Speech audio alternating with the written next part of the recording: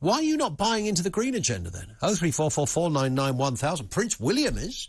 Andy Burnham is. Why are you not? James Skeet is a spokesperson for Just Stop Oil, who's with us now. James, good afternoon to you.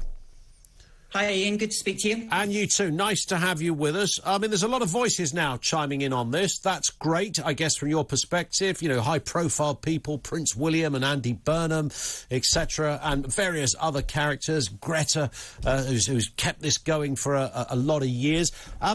Is it enough? Is enough action happening now?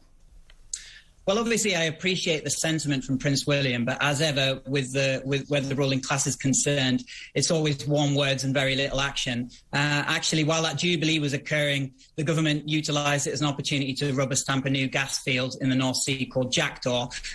So it served as a useful distraction, and ultimately, this shows where the reality sits, that these people have no intention of dealing with this crisis. I saw somebody wearing a T-shirt. I don't think it was necessarily from Just Stop Oil. It could have been a similar affinity group or something of that order that had a sign that said we've got like just over 1,000 days left. Are you familiar with that stat? Yes. So that's in line with what Sir David King, Chief Scientific Advisor to multiple UK governments, was saying, that we've got 2 to 3 years to determine the future of humanity. And what happens then? I mean, what if we miss this vital tipping point? So at the present time, it's looking like we're going to have the Arctic ice is going to be gone by around 2035. It looks like that we're heading towards a tipping point with regards to the Amazon. Once 20% of the Amazon is cut down, the whole thing dies because it's a self-sustaining system, and we've cut down about 17%. So basically, we're setting ourselves up. Basically, the world isn't going to end at that point, but it will set in motion a critical climate collapse that we have no opportunity to save ourselves. Right, so that's the sort of irredeemable point, if you like. We won't be able to... Like, right now we can do things, but once we hit that point, we'll no longer be able to. That's correct, yes. So I'm part of Just Stop Oil. We are demanding that there be no new investment in oil and gas in the United Kingdom. The government at the current time are ploughing ahead with 42 new oil developments in the North Sea, and that is counter to what the International Energy Agency are telling us, what the UN are telling us, that any new investment in fossil fuels at this time is a death sentence for you, me, and everyone that we care about. And we're demanding a just transition for everyone in those industries. Why does, as far as I can see, you might be able to correct me, James, why is there no government anywhere in the world, even think of all the sort of more left-wing governments who might ordinarily be more sympathetic, why is there none of those governments anywhere on the planet who's advocating or agreeing with the seriousness of what you're telling us here? Because they're complicit. They're beholden to the same financial interests that are going to kill us all. But if we're talking about... I mean, we know that governments are capable of doing big things. We just had a lockdown for 2.5 years. So they can move into action if they really think there's a reason to do so. But even...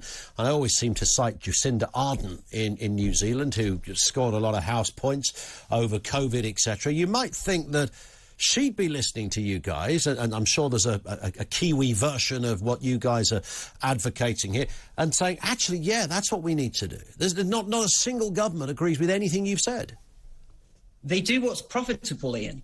But why would they do that? We're talking about Armageddon here. We're not talking about... People don't care about us. They care about propping up the billionaire class. And, like, well, they don't really, though, do they? There'd be no point in them doing that, because we're not going to have a planet to live on, so it wouldn't make any sense. Exactly. But they're more intent in pooping in a gold toilet for a few more years than ensuring a livable future for our kids. But there's no one, not a single leader in the world agrees with anything you guys say. Oh, they say that they agree. I mean, they make all sorts of positive proclamations, say at COP26, that the UK is leaders on climate. But when push comes to shove, they authorise new gas developments. So we can ultimately, we know who they work for. Priti Patel accepted a £100,000 donation from an oil baron recently. We know who they work for, and it's not you, it's not me, or any of your listeners. But, I mean, Priti Patel won't be there in, 8 months' time. Somebody else will be there, and, they might have a different idea of things. But isn't it curious, though, that, the idea they prop up some millionaire... really? Is that the whole reason the planet is functioning this way? Because of a few rich people? That sounds like a sort of Ben Elton conspiracy theory. Oh, come on. You know how it works. But it'd be futile. There'd be no point in being a billionaire because you'd be living on a barren wasteland of doom. There'd be no planet here to live on. I'm glad that you can see that, but we're led by a cabal of sociopaths and psychopaths who do not care. Not one person, though, James, agrees with you. Like Jacinda doesn't agree with you. Plenty of people agree with us. The Marxists in Venezuela don't agree with you. They're churning up oil like there's no tomorrow. The entire scientific consensus reinforces what I'm saying here, Ian. You look outside, everyone can see what's happening. We had 3 named storms in a week in the United Kingdom recently. Germany was underwater recently. London was underwater recently. We hit 49 degrees C in British Columbia. It's supposed to have a top temperature like 16 degrees.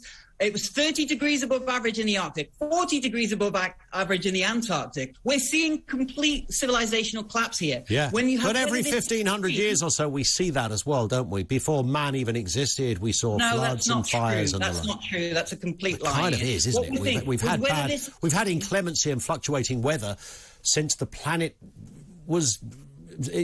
existed. Yes, the last time that carbon emissions reached this point, there was what was called the 5th mass extinction event on this planet. We're now in the 6th mass extinction. So what we're seeing at the current time is crops failing, world round, and when crops fail, people starve and civilizations collapse. We're looking at 1 billion climate refugees by 2050. Everything that we care about is at risk here, and we need to be taking significant I hear that, but are you still not even parking the idea that the planet is designed to appease a few billionaires, which I don't think anybody really believes? Of course we know if you're a rich old duffer, you do well out the thing. However, fate, that versus Armageddon, you might think at least one leader would say, yep, we agree with just stop oil, and at least one scientist would be standing up there on the plinths with you, tying themselves to the railings. There's plenty of scientists tying themselves to railings, Ian. You need to do better research, mate. Well, honestly, I'm not surprised to hear this from someone who ultimately works for News Corp, Murdoch-owned operation. One of the few net zero buildings in the entire capital. But thanks for the education. Listen, James, it has been interesting. Thank you, sir. This is Talk TV News headlines coming next.